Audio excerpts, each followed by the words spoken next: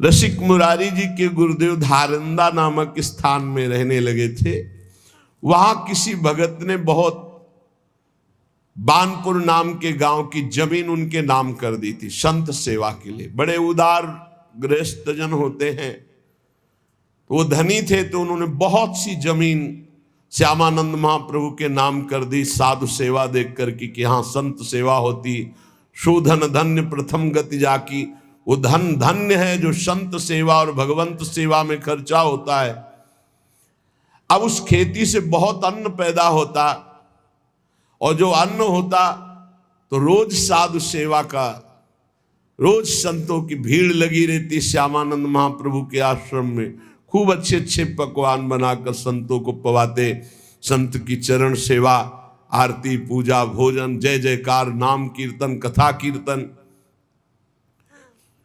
उन दिनों बानपुर में एक नया जो नवाब वो आया, वो बड़ा दुष्ट स्वभाव का था।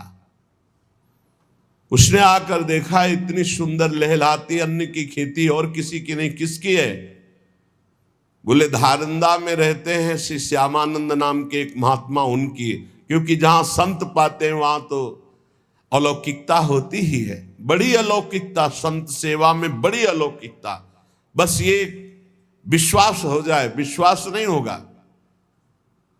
श्री धन्ना जी खेती बोने जा रहे थे। अभी खेत के समीप पहुंचे कि पार्श में ही एक मार्ग कच्चा था। देखा 50 संत एक साथ मंडली बनाकर कीर्तन करते हुए जा रहे। पहले संत मंडली चला करती थी। दौड़ के गए, प्रणाम किया और कहा महाराज हमारे अहोभाग्य, गांव तो यहां से दूर है, पर यदि आप कुछ क्षण रुके तो बाजार यहां से नजदीक है, मैं कुछ लाऊं और आप पाओ। नवीन अवस्था, संतों के प्रति ऐसा अनुराग, ये दैन्यता देखकर संत जन बैठ गए और काम कीर्तन करते हैं, जाओ तुम ले आओ। तो जो बीज गेहूं के बोने के लिए ले गए थे, वो बीज बाजार में बेच करके और वहां से मीठा लाए। संतों को जल पान कराया, मीठा पवाया, बड़े प्रसन्न हुए। संत जन पाकर नाम कीर्तन जय जयकार करते हुए चले गए। अब इन्होंने कहा कि घर में मां डांट लगाएगी अगर ये पता चल जाएगा। ऐसे ही खेत जोता, ऊपर से पहटा लगा दिया, मानो खेत बो गया है। बस घर गए, खेत बो गया है, बहुत बढ़िया जगह बीज बो गया। अब खेत में तो एक दाना नहीं डाला था, इसलिए देखने ही नहीं गए। 20-25 दिन बाद पड़ोस का किसान आया। उसने कहा कौन सा आप उर्वरक लगाए थे आप अपने खेत में? ऐसा एकदम काला खेत पड़ा हुआ है, हरा एकदम। तो उनका काहे को विनोद करते हो, हमारे खेत में तो। उन्होंने कहा तुम्हें विश्वास नहीं, तुम चल के देख लो। तो इतना कह के वो पूरी बात नहीं बता पाए कि कर तुम अकर तुम अन्यथा कर तुम श्री भगवान है। हमने बीज को संतों के उदर में डाल दिया, तो कहीं ऐसा आश्चर्यजनक खेल तो भगवान ने नहीं कर दिया। गए तो देखा खेती बहुत अच्छी तरह से जगी हुई, एकदम हरी। हे भगवान, बिना बीज के खेत और सबसे जोर की फसल, उसकी रक्षा स्वयं श्री भगवान। उनके चरित्र कभी आएगा तो सुनना। संतों के उदर में जो बो दिया गया वो अमोघ, शोधन धन्य प्रथम गति जाकी। तो किसी जमींदार ने बहुत सी खेती दे दी थी कि संत के उदर में अन्न जाएगा, सबसे बड़ी बात है। अब वो दुष्ट जब देखा कि इतनी सुंदर खेती हुई, इतनी ज्यादा मात्रा में, और किसी बाबा जी के पास, संत के पास, तो दुष्ट का हृदय ही ऐसा होता है कि वो संत से अपने आप द्रोह करता है। जो पापी जन होते हैं, जो दुष्ट हृदय के होते हैं, उनको संतों से जलन होती, देखकर उनको जलन होती है। वो दुष्ट तो था ही, आया आश्रम और बड़ा दुर्वचन बोला। नवाब था और आदेश कर लिया कि इनकी सारी संपत्ति अपहरण कर ली जाए। राज कब्जे में ले ली जाए। आदेश की जरूरत थी, खेती कब्जे में कर ली गई, आश्रम में जो कीमती सामान था वो सब कब्जे में कर लिया गया, संतों को अपमानित किया। नवाब था।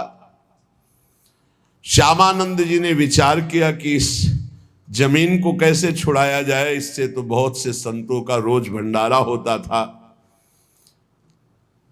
तो गुरु जी को अपने शिष्य की महिमा याद आई।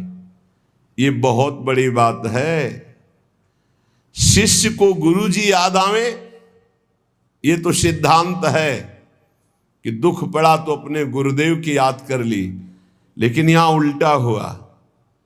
दुख का समय आया तो शिष्य की याद आई, रसिक मुरारी की, और एक तत्काल पत्र लिखा कि यहां के वर्तमान के नवाब ने जबरदस्ती सब सामग्री छीन ली संत सेवा की और जमीन जब्त कर ली है। तुम जैसी परिस्थिति में हो वैसे चले आओ। रसिक मुरारी के पास जो शिष्य गए, उन्होंने कहा, एक गुरुदेव ने पत्र, तो प्रसाद पा रहे थे। क्या पत्र में लिखा है? गुरुदेव ने कहा है कि बादशाह ने जमीन जब्त कर ली, तुम जैसे हो वैसे चले आओ। वैसे खड़े हुए और वैसे ही चल दिए, ना हाथ धोया ना आचमन न मुंह। गुरु जी की आज्ञा है, जैसे हो वैसे ही चले आओ। ये बहुत बड़ी बात है, गुरु आज्ञा पर स्थित होना। पूज्य श्री ललिताचरण गोस्वामी जी महाराज हमारे राधा वल्लभी आचार्य वंश, बहुत बड़े महामहिम रस में डूबे हुए महापुरुष थे। उनकी सेवा में जो रहते थे, शरीर सेवा में, उनका नाम हरिवंश दास था। 2 बजे दिन में जल, वो अलग कुआं अलग पात्र से, आचार्य हैं उनके लिए जल वो लाते हैं। रोज 2 बजे आवाज देते, हरिवंश दास जय जय, बस ला रहे हैं, रोज का नियम। एक दिन हाथ जोड़ के कहा, जय जय बहुत समय होगा, निज मंत्र दे दो। निज मंत्र का अधिकार होता है, ऐसे थोड़ी निज मंत्र दे दिया जाता है कि ऐसे ही निज मंत्र। शरणागत सबका अधिकार है शरणागत होना, लेकिन निज मंत्र के लिए अधिकार चाहिए। चुप हो गए।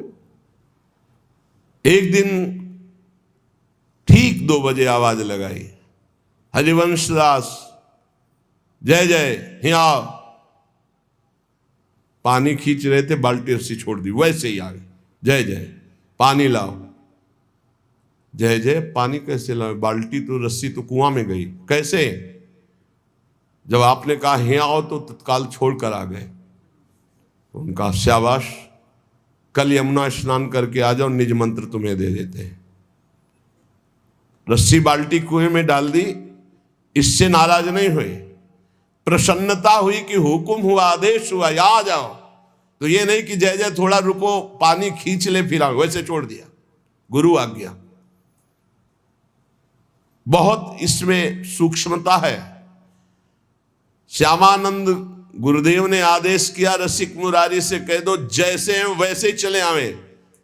तो एक भाई रुको, 1 मिनट का काम, आचमन करके हाथ धो के फिर चलते हैं, वैसे ही जूठे मुंह बिना आचमन के वैसे ही चल दिए।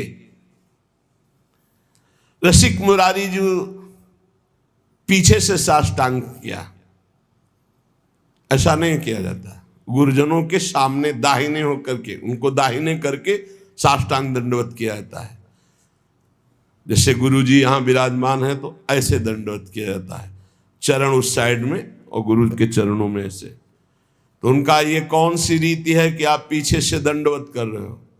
तो बोले गुरुजी दंडवत करना ही चाहिए, इसलिए दंडवत कर रहा हूं। बगैर दंडवत करने योग्य समय नहीं हूं, क्योंकि ना तो आचमन किए हूं और ना हाथ धोए हूं, इसलिए मैं आपके सन्मुख कैसे हो सकता हूं। तो वैष्णव होकर आचमन नहीं किए, हाथ नहीं धोए, बोले गुरुदेव आपका आदेश था जैसे हो वैसे चले आओ। श्यामानंद जी आनंद विभल हो गए, आनंद विकल हो गए। तभी सोचो, जब परिस्थिति बिगड़ी तो श्री जी की याद नहीं की, अपने ऐसे प्रिय शिष्य की याद की, क्योंकि पता है कि हमारे शिष्य में कौन सी सामर्थ्य विराजमान है। श्यामानंद जी का हृदय प्रेम से सराबोर हो गया और कहा, अच्छा आचमन करो, हाथ धो और उपस्थित हो, सामने आओ। तो आज्ञा पाई अचयो लय दे पठाए, वाही ठोर दुष्ट सिरमौर जहां तहां आप आए हैं। मिले मुत्सद्दी शिष्य आई के सुनाई बात, जाओ उठी प्रात यह नीच जैसे गाए हैं। हम ही पठावें काम करी समझावें, सब मन में न आवे जानी नेह डर पाए हैं। चिंता जिन करो हिये धरो निश्चिंतताई, भूप सुधी आई दिना तीन कहाँ छाए हैं। श्यामानंद गुरुदेव की आज्ञा पा करके रसिक मुरारी जी ने आचमन किया। श्यामानंद जी ने बैठाल के कहा, बेटा सब यहाँ की संपत्ति अपहरण कर लेगा और जमीन को अपने कब्जे कर लिया है, अगर ये नहीं छुटाई जाती तो हमें उसका कोई दुख नहीं, लेकिन संत सेवा बंद हो जाएगी। जो हमें संतों का उच्छिष्ट मिलता है, चरणामृत मिलता है, संतों का दर्शन मिलता है, सेवा के बहाने से सब संत जन आकर के दर्शन देते हैं, ये सौभाग्य हमारा लुट जाएगा। इसलिए तुम्हारी याद की, तुम्हें बुलाया है, तुम्हें उस दुष्ट के पास जाना है और उसे जाकर के भक्ति का उपदेश करना है और सब जितना अपहरण किया सब वापस लाना है। गुरुदेव कह रहे शिष्य से, ये अहो भाग्य, शिष्य का स्मरण गुरुदेव और सेवा का भार शिष्य को दे दे गुरुदेव, ये अहो भाग्य, अहो भाग्य। लेकिन ये किसी भाग्यशाली समर्पित शिष्य में ऐसा सौभाग्य उदय होता है। पूरी सेवा दुष्ट के सामने, जहां आपने कुछ नहीं किया, आपके सामने होते होते सब अपहरण कर ले गया, उसके पास रसिक मुरारी को जानते हैं कि जान का भारी खतरा है, क्योंकि दुष्ट है नवाब, हुक्म कर दे तो तत्काल गर्दन उतार दी जाए, ऐसा उसका स्वभाव है। आदेश कर दिया, जाओ और उस दुष्ट से सब संपत्ति वापस लाओ। दुष्ट का बड़ा विचित्र स्वभाव होता है। सुनहु असंतन केर स्वभावु, भूले हूं संगति करिय नकाऊ। दुष्ट का स्वभाव सुनो, असंतों का स्वभाव सुनो। ये लक्षण बताए जाते हैं, जिनमें लक्षण हो दुष्ट है उसका कभी संग नहीं करना चाहिए। तिनकर संग सदा दुखदाई, जिम कपिल ही घालई हरियाई। जंगली गाय सीधी गाय को जैसे मार डालती है, ऐसे दुष्ट पुरुषों का संग जो साधु स्वभाव के जन होते हैं उनकी हानि कर देता है। ऐसे दुष्ट पुरुषों का कभी संग न करे। खलन हृदय अति ताप विसेखी, जरहि सदा पर संपत्ति देखी।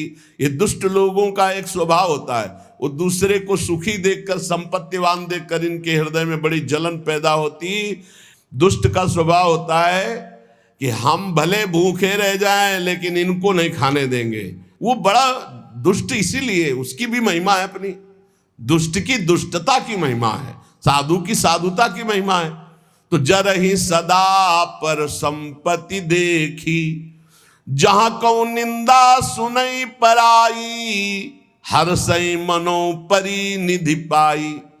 ये दुष्ट लोगों को अगर दूसरे की निंदा, तो बहुत ऐसे, जैसे महाराज प्रथु ने कहा भगवान की चर्चा सुनने के लिए 10,000 कान हो, तो ये दुष्ट लोग मानो 10,000 कान हो तो निंदा ऐसे बड़े प्यार से सुन रहे, अच्छा ऐसा लगता है जैसे उनका राज तिलक होने जा रहा है। दूसरे की निंदा सुनने के लिए इतने उत्साहित रहते दुष्ट लोग। काम क्रोध मद लोभ परायण, ये कामी, ये क्रोधी, ये अहंकारी, ये लोभ परायण होते हैं दुष्ट लोग। निर्दय कपटी कुटिल मनायन, इनके हृदय में दया नहीं होती है, बड़े कुटिल स्वभाव के, बड़े कपटी होते हैं। और मलायन, ये पाप का घर होते हैं। बयरु अकारण सबका हुसो, कोई किसी से उनसे मतलब न रखे तो भी वो उससे झगड़ा करेंगे, अपनी तरफ से बैर करेंगे। ये लक्षण है दुष्टों के। और जो कर हित अनहित ताहू सो, जो उनका हित करे उसका भी वो अनहित कर देंगे, उसका भी वो बिगाड़ देंगे पक्का। ऐसे दुष्टों से दूर रहे। झूठे ही लेना झूठे ही देना, झूठे ही भोजन झूठ चबेना। ये झूठ बोलते हैं, इनका लेना देना भोजन खाना पीना सब झूठ से ही चलता है। बोले मधुर वचन जिमि मोरा, खाई महा आई हृदय कठोरा। ये बोलते ऐसे मीठी बात है कि फंस जाए अच्छे अच्छे। बहुत मृदु भाषण, कैसे जैसे मोर बहुत मीठा बोलता है लेकिन आहार सांप का करता है। बोले ऐसे इनका वचन तो बड़ा मीठा होता है फंसाने वाला, पर हृदय बहुत विषैला और कठोर होता है। परद्रोही पर दाररत, पर धन पर अपवाद, ते नर पावर पाप में देह धरे मनुजात। इनका स्वभाव होता है द्रोह करना है। परद्रोही, ये दूसरों से द्रोह करेंगे। परदाररत, दूसरे की स्त्रियों का एक काम भाव से सेवन करने की चेष्टा करेंगे। दूसरे का धन अपहरण करना, दूसरे के प्रति निंदा करना, ये मनुष्य शरीर में पापमय देह धरे हुए साक्षात ये असुर हैं, राक्षस हैं। लोभई ओढ़न लोभई दासन, शिष्णो दर पर जमपुर त्रासन। ये यमराज से भी नहीं डरते, इनका स्वभाव है लोभई ओढ़ना, लोभई बिछाना, शिष्ण और उदर, रसेंद्री को तृप्त करना, जनेंद्री से भोग करना, पाप करना और पाप से न डरना। ऐसे दुष्ट होते हैं। काहू की जो सुने बड़ाई, श्वास ले जन जूड़ी आई। अगर किसी की बड़ाई से तो अघा के ऐसे सांस लेते हैं मानो जैसे बुखार में आदमी नहीं, जूड़ी में। ऐसे इनको बुरा लगता है कि इसका अच्छा क्यों हो रहा है, इसकी यशकीर्ति क्यों हो रही, कैसे यशकीर्ति नष्ट हो, कैसे इसका सुख नष्ट हो। और जब काहू की देखें विपत्ति, तो सुखी भय मानो जग नृपति। जब कोई संकट में पड़ा हो, बड़ा दुख भोग रहा हो, तो ये ऐसे सुखी होते मानो इनको राजपद मिल गया हो। स्वार्थ रत परिवार विरोधी, लंपट काम लोभ अति क्रोधी। ये इतने स्वार्थी हैं कि अपने माता पिता को भी पीट सकते हैं, अपने परिवार का भी विरोध कर सकते हैं। ये लंपट कामी लोभी महान क्रोधी दुष्ट जन होते हैं। मातु पिता गुरु विप्र न मानहि, आप गए अरुघा लहि आनहि। ना माता पिता की सेवा, ना गुरु की आज्ञा, ना ब्रह्म ऋषियों का सम्मान। ये ऐसे नीच होते कि इनका अगर संग कर ले तो वो भी नष्ट हो जाए। करहि मोह बस द्रोह परावा, संत संग हरि कथा न भावा। ये अज्ञान के कारण सदैव दूसरों को कष्ट देते रहते हैं, द्रोह करते रहते हैं। इन्हें संत संग अच्छा नहीं लगता, भगवान की कथाएं कभी बैठकर नहीं सुनेंगे। अवगुण सिंधु मंदमति कामी, वेद विदूषक पर धन स्वामी। ये अवगुण के समुद्र है, कहां तक वर्णन करें। जैसे समुद्र था ऐसे ये दुष्ट लोगों के अवगुण अथाह हैं। और ये मंद बुद्धि कामी वेदों की निंदा करते हैं, शास्त्रों की निंदा करते हैं, संतों की निंदा करते हैं। दूसरे का धन कैसे अपहरण हो, हर समय इनके यही दिमाग में चलता रहता है। विप्रद्रोह परद्रोह विशेखा, दंभ कपट जिय धरे सुबेसा। बड़ा शांत स्वच्छ एकदम वेश धारण किए होंगे, हृदय बड़ा इनका मलिन होगा। ये संतों का ब्रह्म ऋषियों का अपमान करना, दंभ कपट हृदय में धर कर दूसरों को लूट लेना, ऐसा मुंह बना करे कि मानो इनसे भोला कोई है नहीं। बोले ये ऐसे बोलते हैं मधुर, ऐसा व्यवहार कि ऐसा लगेगा कि पक्के दगाबाज। बोले अवगुण सिंधु मंदमति कामी, वेद विदूषक पर धन स्वामी। दूसरे के धन का पर विप्रदोह पर दोह विशेखा, दंभ कपट जी धरे सुवेशा। ऐसे अधम मनुज खल, सतयुग त्रेता नाही, द्वापर कछुक ब्रंद होई हैं कल युग माही। बोले ऐसे सतयुग और त्रेता में नहीं थे, द्वापर में ऐसे छुटपुट, कलयुग में प्रायः ऐसे ही मिलेंगे। कोई छुटपुट हो धर्म से चलने वाला तो बात अलग है, नहीं प्रायः ऐसे मिलेंगे। भ्रमण कर रहे थे तो एक जगह की बात है, एक व्यापारी चला तो उसके पीछे कुछ लग गए, इसके ऐसी सीआईडी उनको मिली होगी धन के लिए। शाम हो रही थी, वो बहुत विवेकी था। वो एक थाने पे गया,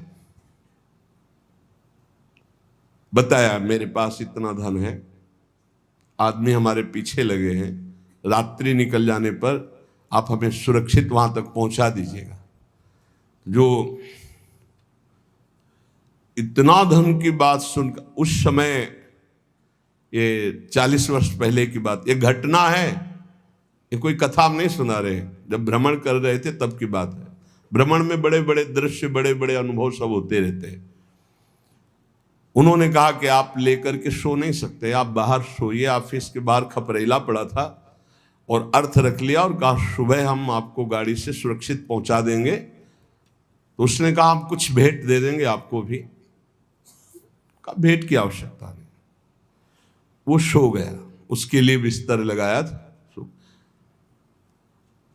जहां 10 बजे रात्रि के तो बड़ा भारी पीपल का वृक्ष था, उसमें जाके चढ़ के, बहुत प्रवीण था वो। और मदिरा का पान किए उसका लड़का आया तो सोचा कौन खुलवावे ऑफिस। बाहर देखा तो बोले पता नहीं आज पापा ने बाहर क्यों सैया लगाई, बस लेट गया और ऊपर चद्दर ढक करके सो गया। और रात्रि में जो विधान होना था वो विधान हुआ, गायब, पूरा सिस्टम गायब, हत्या करके उसको गायब बिल्कुल। क्योंकि कोई उस समय सीसी कैमरा या मोबाइल भी नहीं चलते थे, न मोबाइल चलते थे न सीसी कैमरा। अब तो रोज का रोज आधुनिकता बढ़ती जा रही। सुबह हुआ, पेड़ से उतरा और जो वहाँ के थे ऑफिस, उनको साथ लिया कि आप हमारे साथ रहिए। और गए, बोला सर पैसे, होश उड़ गए। तू कहाँ था? बोले सर पीपल के ऊपर था। बोले वो आपका कोई आदमी होगा, वो आके सो गया था। और पूरा दृश्य हमने देखा है। उनके हक से हुआ कि वो तो मेरा ही लड़का था। सर पैसे, अपना पुत्र खोया, अपना पद खोया, जीवन भर के लिए कारावास हुआ, केवल पर धन स्वामी, दूसरे के धन का अपहरण करने की वृत्ति। बोले ऐसे सतयुग त्रेता में नहीं होते थे, द्वापर में कबूतर शरण आ गया तो उसके लिए अपने पूरे शरीर का मांस दे दिया। और यहां शरण में आए हुए कि हत्या करके धन अपहरण की बात। बोले कलयुग में ऐसे बहुत होंगे, बहुत सावधानी की। तो ऐसा ही था वो नवाब दुष्ट स्वभाव का। अब उसके यहां भेजा रसिक मुरारी जी को कि आप जाओ दुष्ट के पास। रसिक मुरारी जी जे भी चले तो उनके जो शिष्य जन थे उनको बड़ा भय हुआ। रसिक मुरारी जी के शिष्य जो थे वो नवाब की ही सेवा में कुछ पदरत थे, मुनीम जिसे कहते हैं, मुंशी मुनीम आदि पदों पे। उन्होंने देखा कि गुरुजी जा रहे हैं तो भारी अपमान कर देगा गुरुजी का, हो सकता है जान पर भी बात आ जाए, मरवा डाले। अधिक प्रीति मन भाव संदेहा, जब अधिक प्रेम होता है तो फिर महिमा भूल जाई जाती है, लगता है इनकी रक्षा हो। बहुत प्रेम में बहुत एक अद्भुत महिमा होती है कि वो ज्ञान का अपहरण कर देता है।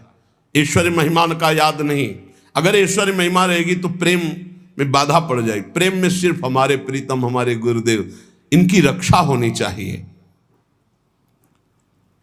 रसिक मुरारी जी ने उन लोगों से कहा तुम डरो मत। तो उन्होंने कहा कि सब कुछ बिगड़ जाएगा प्रभु, मैं जानता हूं वो भारी दुष्ट है और आप अगर वहां गए तो ऐसा कुछ करेगा जो हम सह नहीं सकते। उन्होंने कहा संतों की चरण सेवा की है, गुरुदेव की सेवा में जा रहे हैं, वैसे तो अमंगल होगा नहीं, अगर हमारे प्राण भी निकल जाए तो मंगल ही होगा।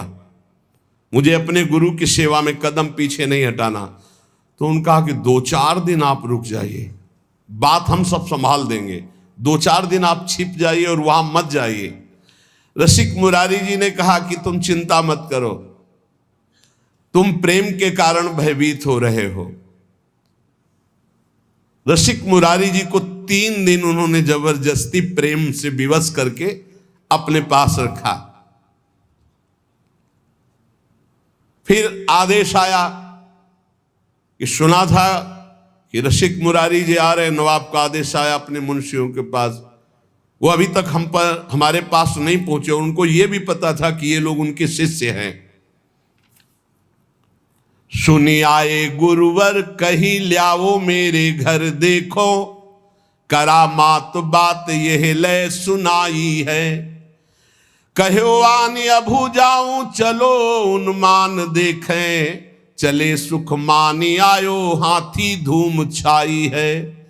छोड़ी के कहार भाज गए ना निहार सके, आप रस सार बानी बोले जैसी गाई है। बोलो हरे कृष्ण कृष्ण छाणो गज तम तन, शनि गयो हिये भाव देह सो नवाई है। जब नवाब ने ये सुना कि 3 दिन तक हमारे भय से इन मुनीमों ने उनकी रक्षा की है, रसिक मुरारी की, तो उन्होंने बुलाया उनको और कहा तुम्हारे गुरुवर आए हैं हमसे बात करने के लिए और अभी तक पहुंचे नहीं। यहां तुमने रोक लिया 3 दिन तक, हमारे पास सब गुप्तचर के द्वारा खबर है। जाओ अपने गुरु को लिवा के लाओ, मैं देखता हूं कितना करामाती है वो। नवाब ने जब ये बात कही तो रसिक मुरारी जी ने कहा कि तुम भयभीत मत हो, मैं भी देखता हूं कैसा दुष्ट है। आज तक तो हमने दुष्ट के दर्शन नहीं किए, साधुओं के दर्शन किए हैं। आज दुष्ट के दर्शन करने का हमें गुरुदेव के द्वारा, तो आज मैं देखूंगा कि दुष्ट किसे कहते हैं। तुम चिंता मत करो, उसमें जितनी दुष्टता भरी गुरुदेव के प्रताप से उतनी साधुता। तो देखते हैं आज साधुता विजयी होती है दुष्टता। उसको अंदाज भी नहीं है कि दुष्टता से बढ़कर के कितनी साधुता होती है। नवाब ने कि मुंशीजन जो है ये समझे कि बड़े सम्मान से बुला, इसलिए कहार भेजा था, पालकी भेजी थी। वो सब घबरा रहे थे कि षड्यंत्र है, ये बड़ा इतना दुष्ट, ये ऐसी कैसे श्रद्धा कर सकता है। और कहार सब उसी राजा के, पालकी राजा की तरफ से। रसिक मुरारी जी गुरुदेव के चरणों का ध्यान करके बैठ गए पालकी में। वो पहले से तैयारी की गई थी। हाथी को मदिरा पिलाकर मत वाले हाथी को बार बार वेद कर गुस्सा कर दिया गया था। कहार वहीं पालकी सामने ले गए जहां मत वाला हाथी आ रहा था, दहाड़ता हुआ, चिघाड़ता हुआ। पालकी छोड़ी और भाग गए। हाथी के सामने कोई टिकना, पर आप बिल्कुल विचलित नहीं हुए। बड़ी चेहरे पर शांति है, कोई भय नहीं, मुस्कुराहट है। हाथी मतवाला चिघाड़ता हुआ आ रहा है, महावत बार बार अंकुश कर रहा है। नजदीक गए, ऐसे हाथ फेर दिया, कृष्ण कृष्ण कृष्ण बोलो, कृष्ण कृष्ण बोलो। और देखो तुम भगवान के अंश हो, तमोगुण स्वभाव धारण करके तुम हाथी योनि में हो। तुम्हारा हाथी स्वरूप नहीं, तुम तो भगवद अंश हो। ये क्रोध करना तुम्हें उचित नहीं है। ये तामसिक स्वभाव छोड़ो और कृष्ण बोलो, कृष्ण बोलो, कृष्ण बोलो। घुटने टेक दिए हाथी ने, मस्तक रख दिया रसिक मुरारी जी। और वो अपने महल की छज्जे से देख रहा था राजा बादशाह। देखते हैं ये मत वाला हाथी कैसे मारता है। ये जो आ रहे हैं इनके गुरु, देखते हैं इनमें क्या चमत्कार, क्या सामर्थ्य। आज हाथी के पैरों तले कुचलाकर इनको मार डालेंगे। रसिक मुरारी जी ने कहा कृष्ण कृष्ण कहो, कृष्ण कृष्ण कहो। घुटने टेक दिए हाथी ने, मस्तक रख दिया, ये है। और धीरे शब्दों में कहा तुम हाथी नहीं हो, तुम भगवान के अंश हो, भगवान के दास हो। तुम्हें तमोगुणी स्वभाव उचित नहीं है, तुम अपने स्वरूप में आओ। हाथी को उपदेश दिया तो हाथी घुटले टेक दिया, और केवल घुटले ही नहीं, बहे द्रग नीर देख होए गयो अधीर आप, कृपा करी धीर कियो दियो भक्ति भाव है। कान में सुनायो नाम, नाम दे गोपाल दास, माला पहिराई गरे प्रगट्यो प्रभाव है। दुष्ट सिर मोर भूप लखी हुई ठोर आयो, पाए लपटायो भयो हिये अति चाव है। निपट अधीन गांव केतिक नवीन दिए, लिए कर जोरी मेरो फल्यो भाग दाव है। रसिक मुरारी जी के चरणों में सर रख दिया उस मत वाले हाथी ने, और अश्रु प्रवाह करने लगा। अत्यंत प्रेम से ऐसे दुलार कर रहे रसिक मुरारी, और चरणों में ऐसे मस्तक रखे अश्रु प्रवाह कर रहा है। तब आपने भक्ति का उसके हृदय में दान किया, और संतों के पास तुलसी की माला रहती है, तत्काल बड़ी माला जो 108 गले में ऐसे बांधी, मानो शिष्य बना दिया। कान में भगवान नाम दिया, गले में माला बांधी, और कहा सुनो तुम्हारा नाम गोपाल दास है आज से। मतवाले हाथी को चेला बना लिया। अरे जब मतवाले मन को चेला बना लेते संत जल, तो हाथी क्या है? सबसे बड़ा मतवाला हाथी मन है, किसी की कोई भी अंकुश बात नहीं मानता। गले में तुलसी की माला पहना दी, कान में कृष्ण नाम सुनाया और कहा तुम्हारा नाम गोपाल दास है। और वो ये सारा का सारा दृश्य राजा देख रहा था। उसे देख करके अब रहा नहीं गया कि ये कोई चमत्कारिक महात्मा है, और कोई जादू तमाशा चमत्कार नहीं था, तो भगवान नाम का बल है।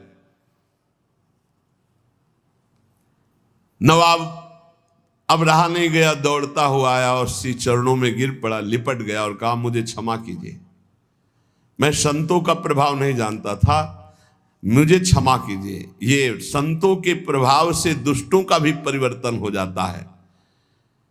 जितनी जमीन जब्त की थी वो तो वापस कर ही रहा हूं, कई गांव की और जो जमीनें हैं राजकीय विभाग के द्वारा अपहरण की, वो भी मैं दे रहा हूं।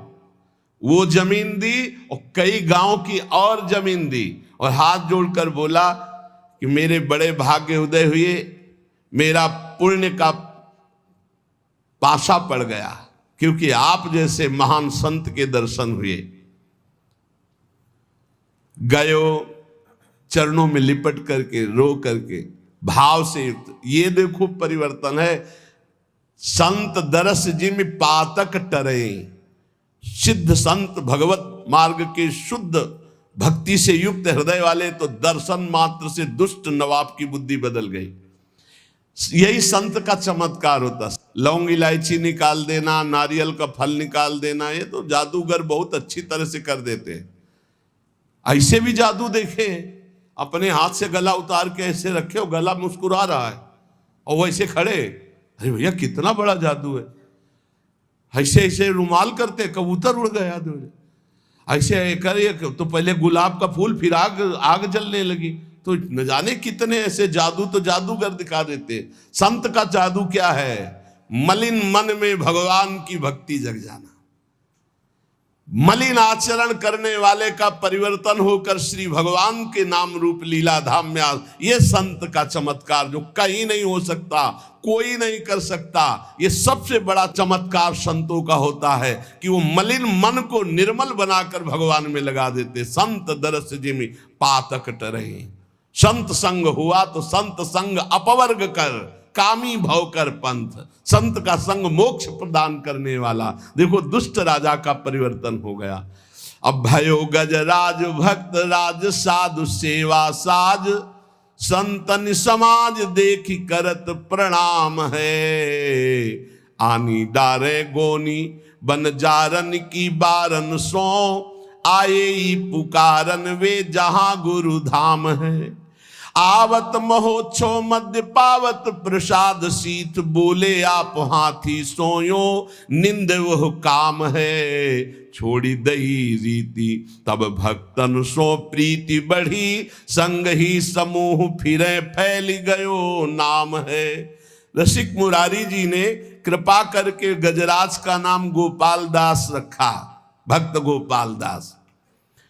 अब वो गजराज पीछे पीछे जैसे गाय के पीछे बछड़ा चलता है, ऐसे रसिक मुरारी के पीछे पीछे चल पड़ा। अब तो बड़ा आनंद, संत सेवा होती, प्रसाद जूठन मिलती गजराज गोपाल दास जी को, बड़ा भाव। संत समाज जो संतों को देखते थे ही आगे के पैर तोड़कर घुटने के बल होकर प्रणाम करते हैं। वैष्णव है, चेला है रसिक मुरारी जी के, गोपाल दास नाम। जहां किसी संत को देखते बस घुटने टेक देते और माथा रख देते। अब वो बंजारों के यहां बोरे के बोरे चावल दाल आदि लाद कर संतों की जमात में जो लाने होते, तो चलो गोपाल दास सेवा है, संत सेवा, तो बस जितना भी जो कुछ है वो सब लाद करके गोपाल दास के संत सेवा की सामग्री। कैसा जीवन बदल गया, संतों की जूठन पाते हैं और संतों की सेवा में। एक बार सभी बंजारे मिलकर गोपाल दास जी के गुरुदेव श्री रसिक मुरारी के स्थान पर आकर कहा, ये गोपाल दास जी हमारा माल छान जाते हैं, अब लाना एक बोरा है तो एक बोरा वहीं साफ कर दिया, उठाया और सब पा गए और एक बोरा लाद करके ले आए, तो बोले घाटा तो हमारा हो ही जाता है। गोपाल दास जी का नियम था कि कभी स्थान में कोई विशेष महोत्सव भोज भंडारा हो, संतों की पंक्ति हो, तो जब सब संत भोजन पाके उठ जाते थे तब आप वहां जाते और चाटते थे संतों का शीत प्रसाद। कितना सौभाग्य हो भाग्य। रसिक मुरारी जी ने कहा कि देखो तुम वैष्णव हो गए हो, सब तुम्हारे आचरण ठीक है, लेकिन एक आचरण गलत है। तुम जो वहां लेने जाते हो उतने लिया करो, तुम ज्यादा दूसरा बोरा का अन्न क्यों खा जाते हो? और एक तो अमनिया है, वैष्णव को अमनिया नहीं खाना चाहिए। तुमको आज से अमनिया नहीं खाना और ऐसे नहीं लेना, जब तक मिले ना प्रसाद तब तक नहीं पाना। गोपाल दास जी ने उसकी समझ में आ गया। श्री रसिक मुरारी जी ने कहा, बेटा जबरदस्ती कुछ भी खाना है पाप है वैष्णव का। ऐसा नहीं संस्कार होता है कि किसी के खेत में गए हो, किसी की दुकान से सामान, ऐसा नहीं। गोपाल दास जी ने घुटने टेक करके ऐसे गलती मानी कि मानो क्षमा कीजिए गुरुदेव, आगे से कभी ऐसी गलती नहीं होगी। अब तो संत सेवा में और भगवत उच्छिष्टामृत में बड़ी रति हो गई गोपाल दास जी की, जो हाथी गजराज थे। सब संत इनको खूब दुलार करते। चलो गोपाल दास आज वहां चलते, सूंड में चढ़ाया, पीठ में बैठा लिया, संत सेवा घुमा घुमा के। और संत भी बड़े मौजे, 5-5, 10-10 संत बैठ जाते, गोपाल दास जी घुमा रहे। कितना सौभाग्य प्राप्त हो रहा है।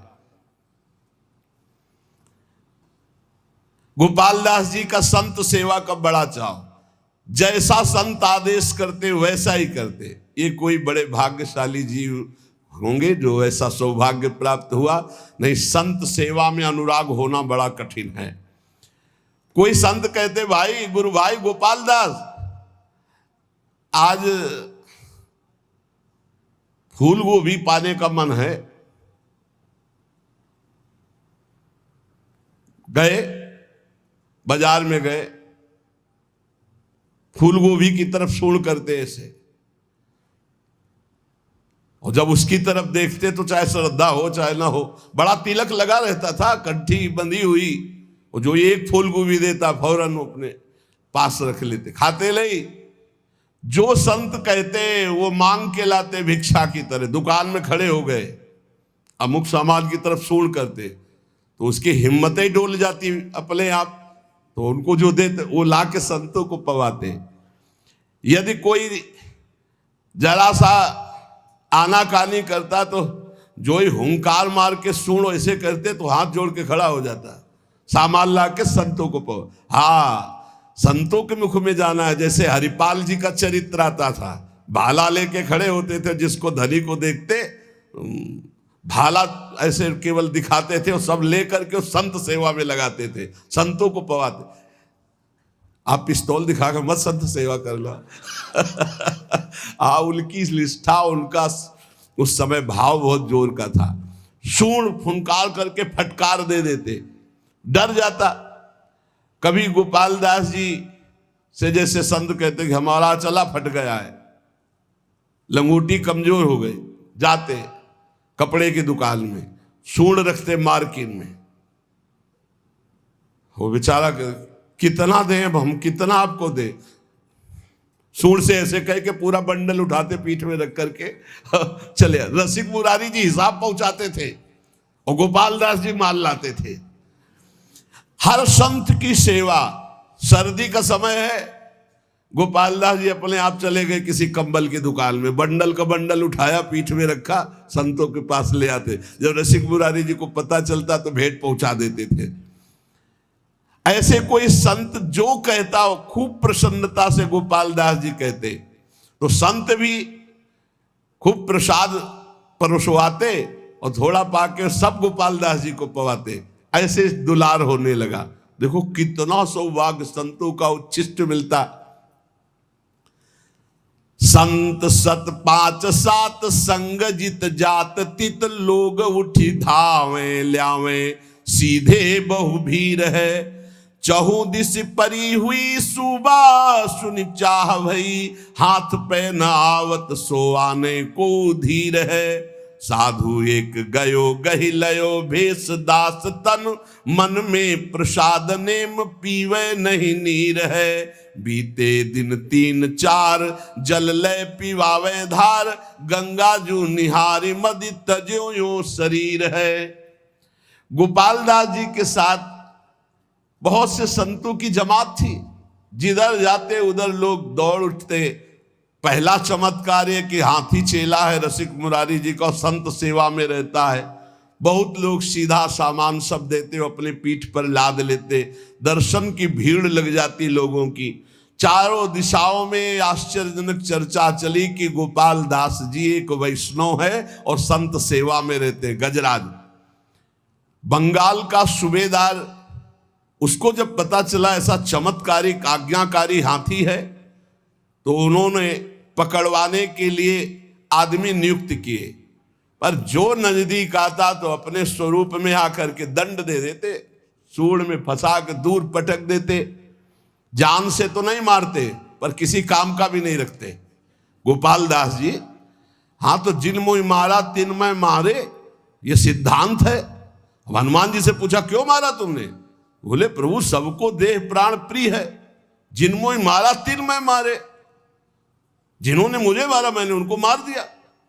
इसमें हमारा कोई दोष थोड़ी है, सब कोई अपने प्राण रक्षा के लिए ऐसा करता है। वो कौन डिफेंस क्या कहते हैं? हाँ, उसमें कोई दोष थोड़ी है। फिर अंग्रेजी वाला शब्द सेल्फ डिफेंस। हाँ, तो सेल्फ डिफेंस में गोपाल दास जी जितने आते उनको। अब जो सैनिक आए थे वो वापस चले गए लद लुद के। बोले महाराज वो हाथी पकड़ में आने वाला नहीं है, भागवतिक शक्ति से संपन्न।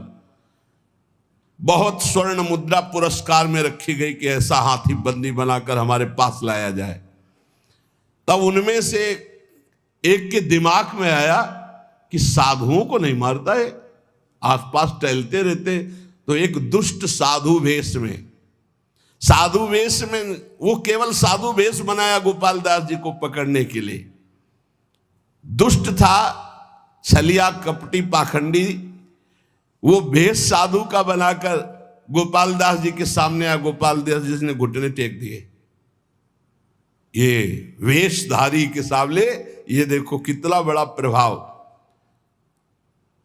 अब उसने गोपाल दास जी जब घुटने टेक दिए, तत्काल उसने बंदी बनवा लिया। आदमी उनके थे और गोपाल दास जी को ले गया।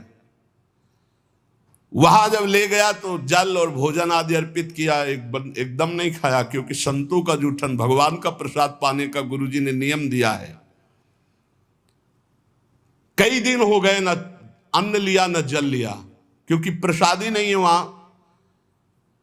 सूबेदार के कहने पर बिल्कुल ना अन्न न जल, कुछ भी जब नहीं खाया तो सलाह ली कि क्या है, तो उनका शायद ये भगत है, इसको गंगा जी में ले जाया जाए तो शायद गंगा जल पान कर ले, नहीं तो ऐसे तो प्राण निकल जाएंगे, काफी दिन हो गए कुछ खाया पिया नहीं। तो जे भी गंगा जी ले गए तो गंगा की जलधारा में खड़े हुए गुरुदेव का ध्यान किया, अपने शरीर को छोड़ दिया। ये गंगा जी में जाकर देखो क्या सदगति हुई। एक कहा तमोगुणी हाथी शरीर, और कहा इतनी बड़ी निष्ठा कि गुरुदेव ने कहा कि बिना भोग लगाए अमनिया नहीं पाते, तुम बंजारे के यहाँ से अमनिया नहीं, ऐसे नहीं पाया।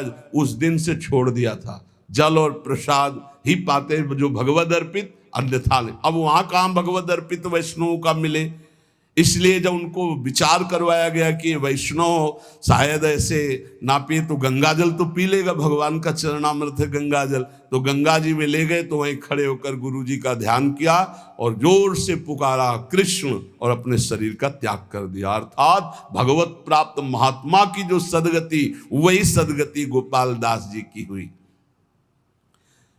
रसिक मुरारी जी के बहुत से ऐसे पावन चरित्र हैं जिन्होंने भक्ति के प्रभाव से अद्भुत दुष्टों की बुद्धि बदली, अद्भुत अद्भुत चमत्कार प्रकट किए।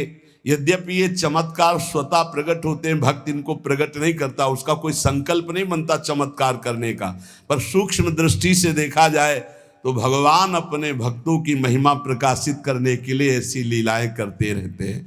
तो उपासक को चाहिए गुरु चरण आसक्त होकर गुरु प्रदत्त मंत्र नाम और सेवा में चित्तवृत्ति लगा के इसी जन्म में भगवत प्राप्ति कर ले, यही जीवन का परम लाभ है। यदि भगवत प्राप्ति नहीं तो जीवन बहुत व्यर्थ चला जाएगा। शेष चर्चा आगे। श्री राधा वल्लभ लाल की।